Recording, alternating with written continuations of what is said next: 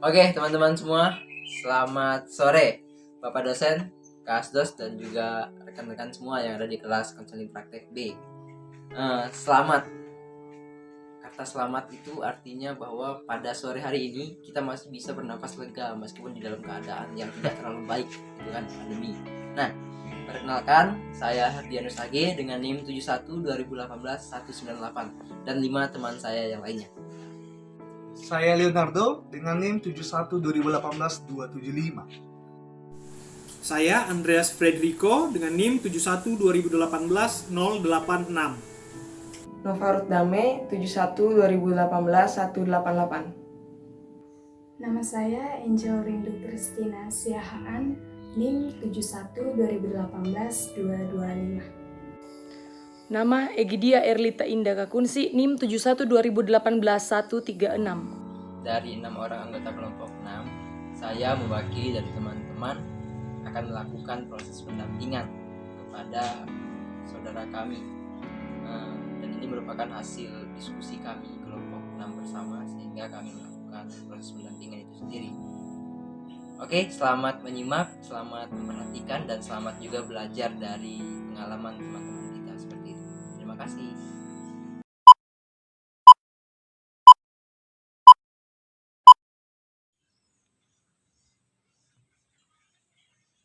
Halo Bu, selamat sore. Bagaimana keadaannya hari ini? Ya, puji Tuhan, baik-baik. Kelihatannya mukanya sangat bahagia ya, pasti sukacita selalu nih. Iya dong. Bagaimana, sudah makan siang? Udah, baru aja tadi. Pakai apa lagi makan? Tadi sempat masak-masak sama teman kami buat sambal tahu kan. Tahu dibuat balado gitu. Mantap rasanya. Luar biasa. Pasti banyak yang suka nih, suami idaman nih. Mantap lah. Gimana? Rasanya enak nggak tapi? Mantap. Atau cuma kamu sendiri yang merasa paling enak?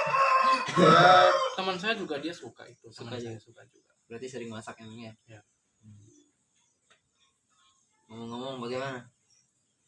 Seru nggak kuliah di sini? Kuliah di sini seru, saya mendapatkan pengalaman yang saya rasa tidak bisa dilupakan, di mana saya bisa berkenalan dengan teman-teman yang di luar pulau saya berkenalan dengan teman-teman yang dari suku lain.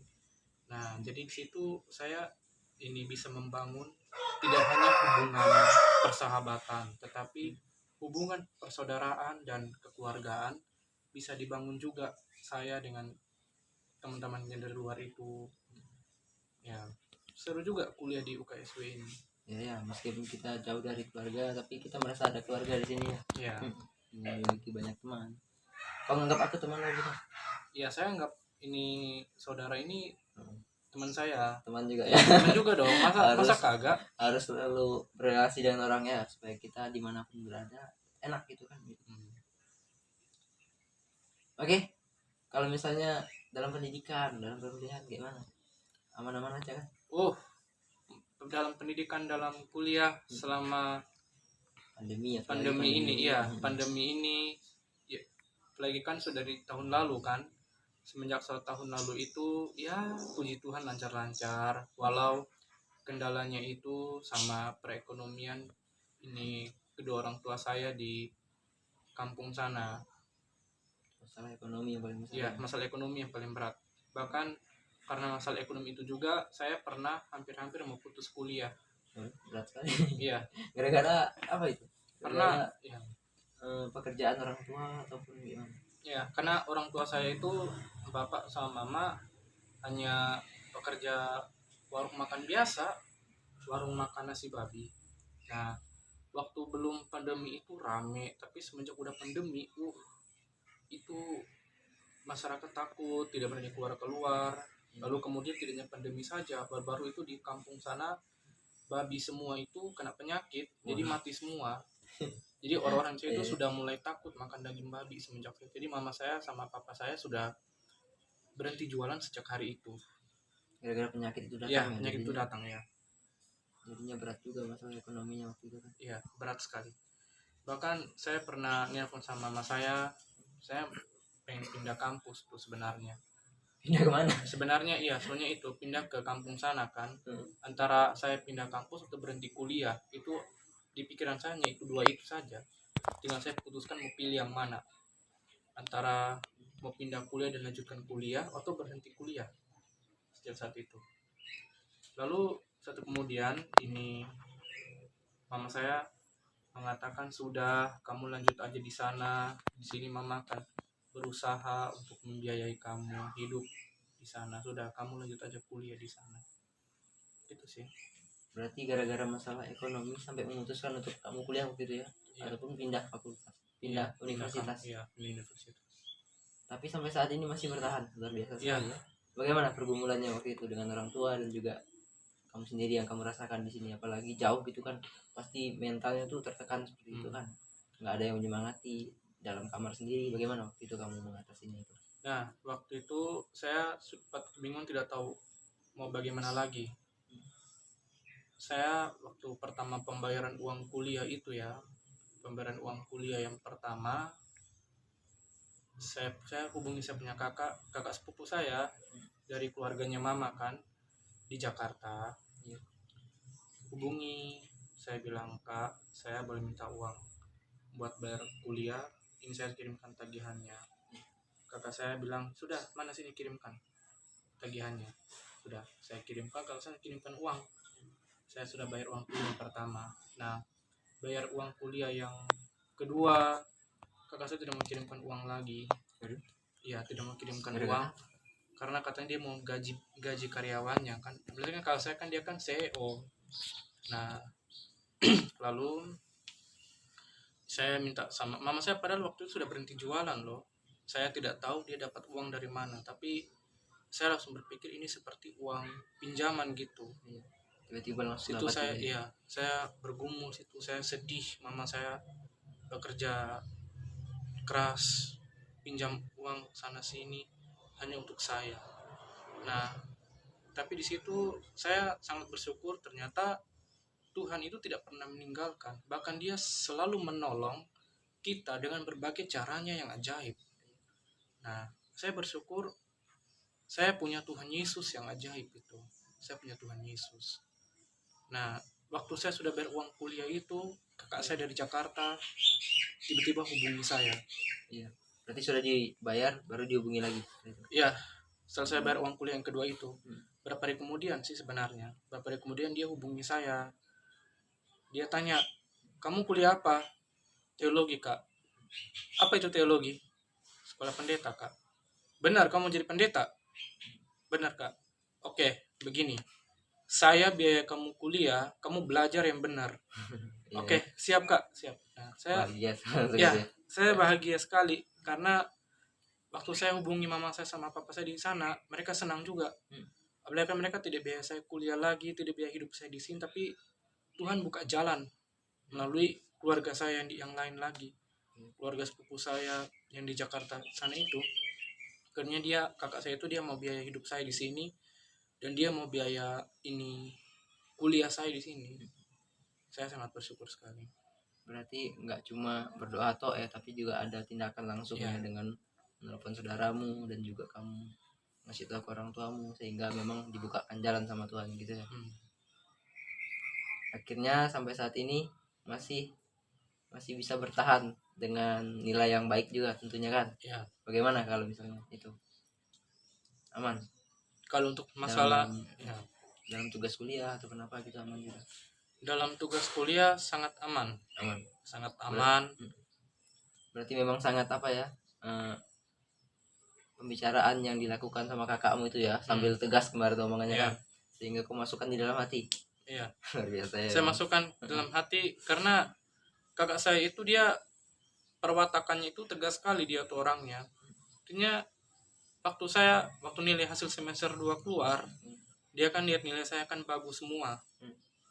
Saya bukannya dia omongin baik-baik, malah saya ditegasin. Bilang gini, kamu jangan kecewakan saya. Pokoknya dia bilang jangan dikecewain aja. Kalau kamu kecewain saya, habis kamu nanti. Intinya saya tidak mau dengar kamu mengulangi mata kuliah itu. Tapi gara-gara semangat itu kan motivasimu juga jadi semangat kan. Iya. Tugas-tugas nggak pernah kau telat kumpulkan. Tidak pernah telat kumpul. Nggak pernah telat. Ya. Jadi dari masalah ini yang bisa kau pelajari apa? Apakah kamu meninggalkan Tuhan dan apakah kamu merendahkan dirimu seperti itu? Dikarenakan kamu melihat orang yang lain bisa bersemangat dengan uang yang banyak misalnya kan, atau seperti apa? Saya justru lebih merendahkan diri Merendahkan diri ini di hadapan siapa? Di hadapan manusia apa di hadapan di Tuhan? hadapan Tuhan. Di hadapan Tuhan. Ya? Karena bagi saya ya, saya waktu itu sempat sudah benar-benar menyerah. Apalagi karena orang tua saya tidak biaya saya kuliah. Saya sudah berikhtiar untuk berhenti kuliah dan sudah berpikir pindah kampus juga, tapi saya tidak melihat akan rencana Tuhan itu. Berarti emang sebelumnya sempat menyalahkan Tuhan juga. Pokoknya saya doa begini sih. Saya suatu waktu kan saya pernah doa, saya bilang, Tuhan, jika Tuhan yang bawa saya ke kota ini, maka saya minta Tuhan tolong buka jalan. Karena kita memang sebagai manusia memang gimana ya, sewaktu-waktu emosi, sewaktu-waktu marah, sewaktu-waktu berpikiran negatif, tapi kita tidak melihat ke depannya akan seperti apa. Misteri. Ya, sangat misteri, terselubung bagi manusia. Tetapi ketika kita beriman, kita percaya, kita akan melihat jalan Tuhan itu nyata dan ajaib. Sekalipun itu tersembunyi dan misteri, tapi jalannya itu nyata bagi kita. Berarti emang meskipun diterpurukkan ini ya, Ya. kau masih tetap bangkit gitu. Ya, Dan itu rahasianya seperti apa sehingga kau bisa melakukan itu? Meskipun masalahnya berat gitu, sampai udah memutuskan untuk kamu kuliah lagi gitu. waktu bagaimana? Iya. Rahasianya tuh apa sehingga kau tuh bisa melakukan ini semua gitu, melewati ini semua dengan ketabahan gitu. Oh, ya saya cukup berdoa aja sih. Betul. Saya berdoa karena saya tidak tahu mau buat cara apa. Saya pribadi, jujur saya dulu pribadinya begini bang. Saya kalau dapat masalah, waktu saya masih sekolah dulu ya, bisa dibilang kan masa-masa dulu kan, masa-masa remaja kan, masa-masa pubertas. Ya, jadi ini saya suka melampiaskan masalah itu dengan menonton film-film dewasa. Pokoknya yang berbau pornografi gitu. Nah, saya suka lampiaskan itu setiap kali kalau kena masalah. Tapi Lari dari masalah gitu ya, Iya. menghindar ya. menghindar dari masalah dengan cara melampiaskan itu. Nah, lalu seiring berjalannya waktu, saya bersyukur karena ini saya karena saya tidak punya jalan lain. Saya mau datang kepada siapa? Manusia. Manusia tidak bisa memberikan saya apa-apa. Apakah dapat memberikan saya ketenangan? Apakah dapat memberi saya sesuatu yang melebihi ketenangan itu? Tidak. Saya datang kepada Tuhan. Karena saya yakin dan percaya hanya Tuhan Yesus yang mampu memberikan jalan saat tiada jalan. Tuhan Yesus kita luar biasa ya. Ya, luar biasa sekali dia. Tuhan Yesus memang luar biasa. Berarti memang sebelumnya juga ketika pencobaan itu datang, dulunya kamu larinya ke yang lain gitu ya. Iya. Tapi apa yang kau rasakan setelah kamu mengetahui bahwa yang kamu ambil ini salah gitu, ketika ada masalah kau lari di sini gitu? Ketika saya mulai sadar, saya justru terbawa pada suasana penyesalan gitu. Penyesalan ya. Bahwa masalah saya tidak akan terselesaikan. Saya bukannya menyelesaikan masalah itu, tapi saya malah melakukan dosa. Malah nambah masalah Ya, jadinya nambah masalah lagi. Masalah baru jadi. Iya, masalah baru. Itu salah satu kebodohan saya di situ. Kebodohan saya. Tapi saya bersyukur karena setelah saya mulai sadar akan kesalahan saya juga bersyukur karena Tuhan itu mau menerima saya. Dan ketika saya ada masalah ini itu, saya harus tahu bahwa saya jangan datang kepada dosa, tapi datang kepada Tuhan. Berarti dan sampai saat ini engkau masih, saudara misalnya Julius masih sampai integritas ataupun keyakinan yang penuh gitu ya. apa namanya, eh, berarti memang komitmenmu sebelumnya yang apa namanya masih dalam keadaan kacau gitu ya, tapi sekarang bagaimana komitmenmu gitu dalam Tuhan ya, sampai saat ini?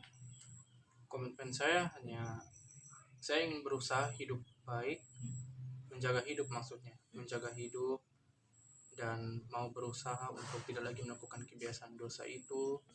Dan saya juga mau berusaha bagaimana saya bisa membawa diri saya agar diterima oleh orang lain. Dan juga saya juga harus menjadi orang yang berintegritas dan juga berwibawa. Karena kadang-kadang kan ada orang yang berpikiran kalau saya orang tidak punya wibawa, saya orang yang tidak punya integritas, tapi itu saya mau menunjukkan bahwa apa yang orang lain pikirkan tentang saya itu salah. Karena mereka belum tahu diri saya sebenarnya seperti apa. Kalau mereka tahu diri saya yang sebenarnya, baru mereka tahu kalau apa yang mereka pikirkan sangat salah tentang saya. Tapi itu saya harus menunjukkan juga bahwa saya juga orang dewasa, saya juga sudah dewasa gitu, dan bukan lagi kekanakan, dan juga tadi ya orang yang berintegritas dan berwibawa.